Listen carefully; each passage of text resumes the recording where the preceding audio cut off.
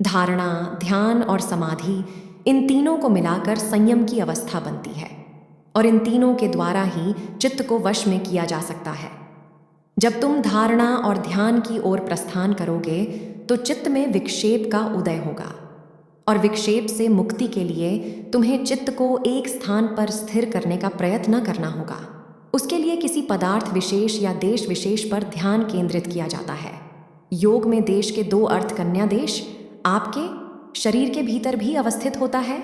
मध्य अर्थात ललाट के मध्य, नासिका का गर्भाघ, हृदय और नवी, यह हमारे शरीर में स्थित देश है। इसके अतिरिक्त गुरु देवी देवता की मूर्ति प्रज्वल दीप शिखा इस योगी का शरीर ओमकार जैसी ध्वनि के आलंबनों को भी योग में देश कहते हैं। चित्त को किसी पदार्थ या देश विशेष में केंद्रित करने की प्रक्रिया धारणा, क्योंकि तुम जिस पर मन एकाग्र करो, मन उसके गुण और उसका आकार धारण कर लेता। चित्त यदि यह शांत हो, अशुद्ध, तो इस प्रक्रिया से उसमें शांति और शुद्धता का भाव स्थापित हो जाता है। ये एक सर्वोत्तम मार्ग है। कन्या चित्त शुद्धि का पदार्थ विशेष या देश विशेष का चिंतन करते हैं तद्रूप हो जाए तो वो ध्यान है।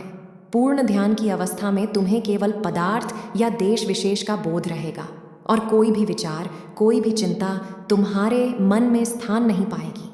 चित्त की अवस्था धारणा से आरंभ होकर ध्यान की अवस्था से आगे बढ़ते हो, वादी में जाकर पूर्णता को प्राप्त होती है। जब साधक को मैं की अनुभूति न रहे और यह भी अनुभूति न रहे कि कुछ अनुभव किया जा रहा है, जब वो परम शून्य में विलीन हो जाए और इस विलीनता का उसे आभास भी न हो, तो यह परम समाधि की अवस्था होती। श्वास दर्शन उचित मुद्रा में बैठो कन्या और नेत्र बंद करो और सबसे पहले अपने ध्यान को श्वास के साथ यात्रा करने को सुहास जब तुम्हारे नासिका में प्रवेश करे उसे भूल मत साथ विचरण करो। जब श्वास का अस्तित्व तुम्हें हर झांत रहे तो धीरे से नेत्र खोल और सब कुछ भूलकर धारणा और ध्यान की और अग्रसर हो जाए।